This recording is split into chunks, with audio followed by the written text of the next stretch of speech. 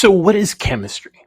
Chemistry is basically the science that studies properties, composition, structure, and transformations of matter. Now, you ask yourself, what is matter? Well, matter, we'll talk about later on, but just to give you a quick definition, is anything that has mass and takes up space in the world. Your matter. The air you breathe is matter. The water bottle you drink from is matter. The materials inside a cell phone that you're watching YouTube or TikTok, that and everything else is matter.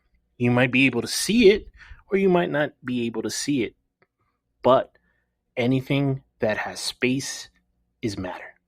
So, chemistry looks at how substances behave, how they interact, and what happens during chemical reactions.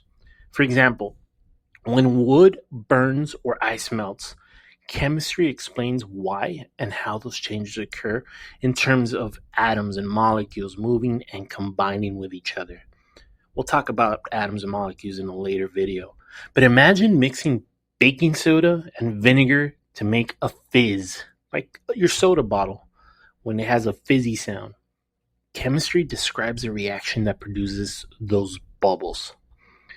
So, chemistry is everywhere. Look at your cooking. The heating causes chemical changes in food, like browning bread or baking the bread or making cookies. Medicine. Medicine has chemists designing new drugs to keep you and me healthy.